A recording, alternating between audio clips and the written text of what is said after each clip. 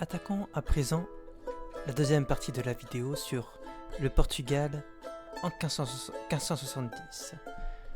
Jusque-là, je n'ai fait que parler de choses qui illustrent peu la vie telle qu'elle devait exister au Portugal. Aussi, nous allons prendre le parti d'évoquer le produit de tout ce que nous avons mentionné sur la société portugaise, en essayant de se cantonner le plus possible aux années 1570. Tout d'abord, il faut noter que la fixation de la langue favorisa grandement la civilisation des œuvres de littérature partagées entre l'humanisme classique et l'humanisme des découvertes. En effet, les découvertes ouvrirent la littérature, la pensée et la science aux questions nées des rapports de l'homme avec la nature et le cosmos. Toute la société portugaise prit dès lors conscience de vivre une époque nouvelle. Rapidement, elle entraîna une réflexion sur les nouveaux mondes qui se révélaient aux Portugais, dont on imagine bien toute la fascination. Notamment, les Portugais prennent conscience de leur individualité, accouchant d'un humanisme qui, au lieu de se complaire dans un programme d'imitation et de renaissance de l'Antiquité, est tourné vers le futur. En lisant quelques auteurs, on identifie une forme de remise en cause des anciens, de quoi susciter une forme de mépris envers les humanistes classiques, bien que les deux courants finirent par se marier ensemble vers les années 1530. À cela s'ajoutait le genre populaire des récits épiques, des découvertes et de l'expansion portugaise, qui exaltait la supériorité de la nation. Le poète Luís de Camões étant alors la meilleure référence en la matière. Ce dernier exprimait l'idéal humaniste de la supériorité de l'homme sur la nature et de sa victoire finale dans un monde en progrès, entretenant ainsi l'orgueil d'un peuple qui avait sillonné le monde ayant soif d'indépendance. Cependant, la montée en puissance du Saint-Office, aka l'Inquisition, et les humanistes connurent avec cela une répression telle qu'après 1550, sur fond de Concile de Trente, la vie culturelle du Portugal ne se développa plus que dans le cadre de l'orthodoxie et de la réforme catholique. À ce titre, le Portugal fut le royaume catholique où la présence et l'influence de la Compagnie de Jésus étaient la plus importante. Les jésuites assumaient ainsi la formation de la jeunesse, en tirant profit des acquis culturels et pédagogiques de l'humanisme, mais en le débarrassant de tous ses errements religieux, le tout de manière plutôt efficace. La création de l'université d'Évora, en 1559, témoignait de ses succès de la part des jésuites. Cependant, comme cette université ne devait former que des théologiens, elle ne conférait des grades qu'en théologie et en art. Au sujet de l'art, justement, le retentissement des découvertes y apparut beaucoup moins évidente. Ce furent les influences françaises, flamandes, italiennes et espagnoles qui l'inspirèrent essentiellement. Il faut toutefois noter que quelques motifs décoratifs furent puisés des navigations et des découvertes, faisant la particularité de l'art manuelin, comme on l'appela alors. Cet art s'épanouit en particulier dans l'architecture, se caractérisant par la hardiesse et l'indiscipline des innovations, et par l'adoption d'arcs aux formes les plus variées, et surtout par l'exubérance des éléments décoratifs, comme les croix de l'ordre du Christ et les sphères armilières, ou comme les motifs nautiques et végétaux de l'outre-mer. En définitive, l'architecture manueline apparut comme une transition entre l'art gothique et celui de la Renaissance. Quant à la sculpture manueline, elle n'abandonna pas les influences flamandes et bourguignonnes du siècle précédent. La peinture, elle, était fortement influencée par l'art flamand, avec des touches qui reflétaient la grande épopée portugaise. Enfin, il faut bien sûr mentionner l'apparition de la peinture sur carreaux de faïence, originaire de l'Andalousie, qui était souvent associé à la sculpture sur bois et remplaça progressivement les tableaux et les tapisseries sur les murs des églises et des palais. Sur le plan social, les découvertes eurent un grand impact sur la noblesse, qui en sortit renforcée. En effet, le pouvoir royal lui confia la responsabilité politique, militaire et administrative de l'Empire. Elle monopolisa notamment les charges de capitaine de Natère, vice-roi, gouverneur et capitaine de forteresse. Par-dessus tout, elle s'enrichit grandement des traitements accordés par le roi, ainsi que de sa participation à des opérations commerciales, voire par la concussion et la corruption. Oui, et l'époque avait ses Balkany. L'effet le plus visible à cet enrichissement se manifestait dans les cours, où la haute noblesse dépensait sans compter. Par ailleurs, ces hautes personnalités pouvaient former autour d'elles toute une clientèle de fidalgos, de nobles et de soldats. Cependant, en dépit de ces avantages, la noblesse ne se risquait que peu à défendre les comptoirs de l'Empire en Orient, préférant s'arrêter au Maroc, pas trop loin là-bas. Seuls les marginaux bâtards et autres laissés pour compte y étaient envoyés. Les héritiers se rendant en Orient sans nécessité étant alors très mal vus. Certains nobles plus modestes, en revanche, n'hésitaient pas à se lancer dans l'exploitation économique de l'Empire qui apparaissait alors comme des nobles marchands, mais attentifs au prix des épices, autant attentifs au prix des épices qu'à la guerre.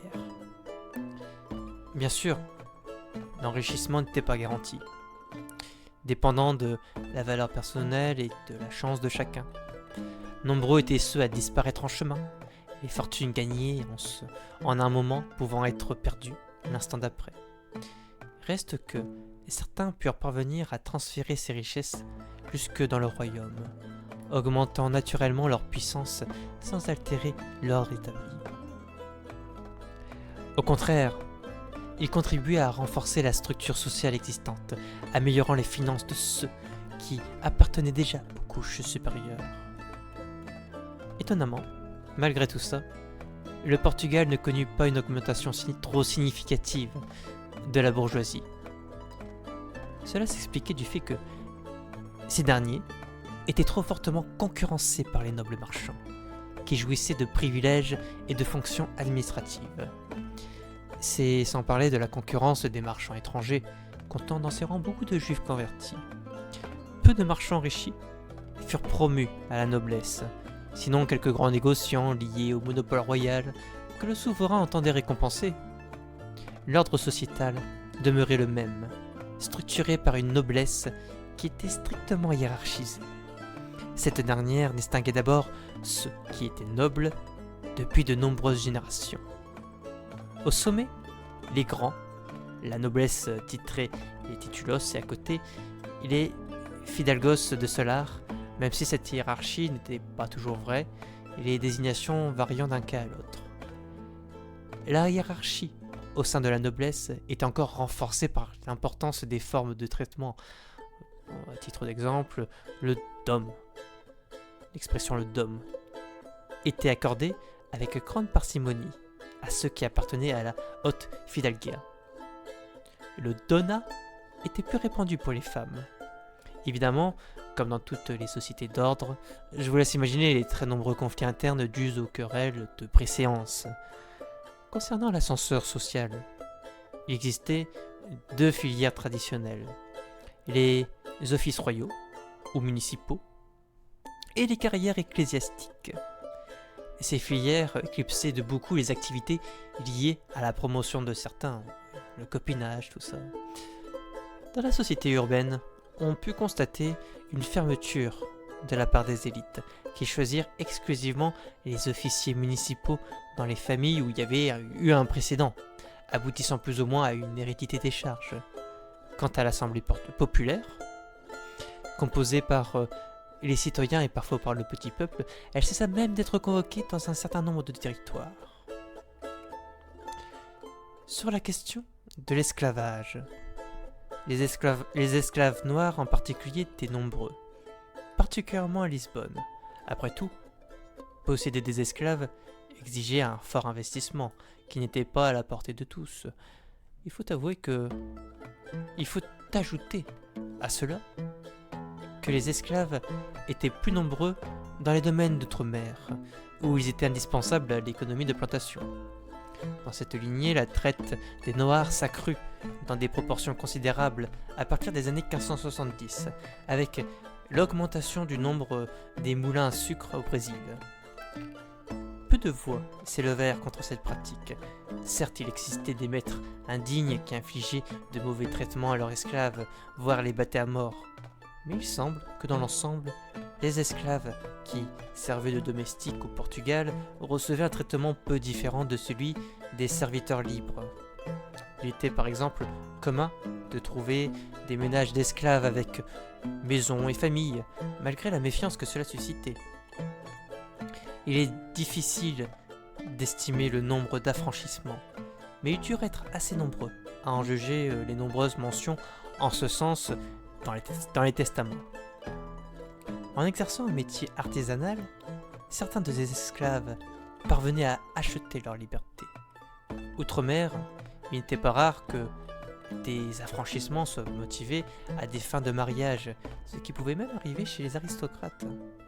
Enfin, nous pouvons mentionner les miséricordias, qui étaient des associations de laïcs dont les objectifs d'ordre, voilà, on va commencer sur le plan spirituel, étaient d'enseigner les humbles, de donner de bons conseils à ceux qui en demanderaient, de châtier charitablement ceux qui étaient dans l'erreur, de consoler les inconsolables, de pardonner à ceux qui les ont offensés, d'endurer les injures avec patience, de prier Dieu pour les vivants et pour les morts.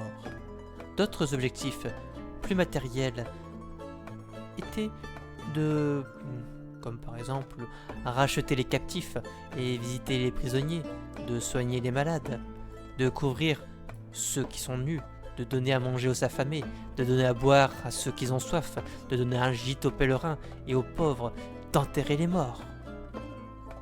Les membres de ces miséricordias se devaient d'être de bonne réputation, de conscience saine, de vie honnête, craignant Dieu et observant ses commandements, doux et humbles à tout le service de Dieu et de la dite confrérie. Dans les règlements, il ne faisait aucune référence à d'autres critères d'admission, comme la pureté de sang, ce qui apparaîtra plus tard à la fin des années 1570. L'institution se répandit à travers tout le royaume et tout l'empire. La pratique des enterrements leur donnait une importance sociale et économique au sein de la société. Ce faisant, les confréries des miséricordias furent souvent des exécuteurs testamentaires et reçurent de nombreuses donations qui accrurent leurs revenus. In fine, la miséricordia devint l'institution garante de l'équilibre et de l'ordre social. L'Inquisition portugaise compte parmi les incontournables de la vie sociétale du Portugal en 1570. Sur ce point, je centrerai le propos sur Lisbonne. Mais avant ça, il me paraît compliqué d'attaquer ce gros morceau sans évoquer la conversion forcée des Juifs en 1496. Ces derniers avaient jusque-là un rôle économique, voire politique, des plus importants, dans la mesure où ils tenaient presque tout le commerce et la finance du royaume. À la cour, les Juifs remplissaient les fonctions de médecins, astrologues ou astronomes, détenant le quasi-monopole de l'artisanat, que ce soit comme cordonnier, tailleur ou encore dans l'orfèvrerie, la dorure ou la reliure. Les Juifs constituaient une élite intellectuelle et financière, de quoi susciter la jalousie du reste de la population, surtout parmi le peuple. La couronne, qui n'ignorait pas leur importance, firent pour un longtemps taire l'hostilité du peuple, se faisant les protecteurs des Juifs contre les violences qui n'étaient pas rares. Le Portugal tira notamment parti de l'expulsion des Juifs en Espagne pour renforcer plus encore leurs appuis économiques qui étaient nécessaires à leur expansion maritime. Cependant, en 1496, la ligne politique changea brusquement, le roi décidant l'expulsion de tous les Juifs qui refuseraient de se convertir au christianisme. Il allégea cependant cette mesure brutale pour seulement forcer la conversion des Juifs, qui était trop essentielle à l'économie portugaise, interdisant les départs et bloquant les ports. Désormais, officiellement, il n'y avait plus de Juifs au Portugal. En revanche, un nouveau statut juridique apparut, celui des nouveaux chrétiens, alors appelés les conversos. De fait, la société fut divisée en deux communautés irréconciliables, car les nouveaux chrétiens étaient constamment suspectés par les vieux chrétiens. Inévitablement, ces conversos furent réduits à un statut juridique inférieur à celui des autres sujets du roi. Légalement, ils cessaient d'être protégés, comme ils le furent auparavant, menant à de sombres conséquences qui ne suffirent jamais à apaiser la fureur des vieux chrétiens. Aussi, en 1536, l'institution du Saint-Office était-elle établie sous la juridiction du roi pour qu'il lui fût possible de s'approprier les richesses que certains nouveaux chrétiens avaient accumulées, et pour limiter leur accès à la noblesse, à la magistrature, ainsi qu'aux bénéfices ecclésiastiques.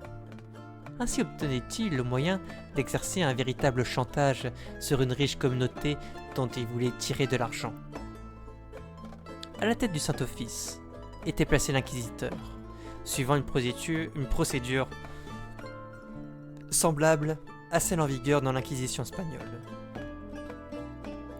L'inquisiteur général nommait les membres du Conseil général, qui devaient visiter au moins tous les 3 ans les tribunaux, au nombre de 3 au Portugal, présidés chacun par un inquisiteur. Il y avait enfin tout un subalterne rémunéré ainsi que des bénévoles, suivant le modèle, une fois encore, de l'Inquisition espagnole.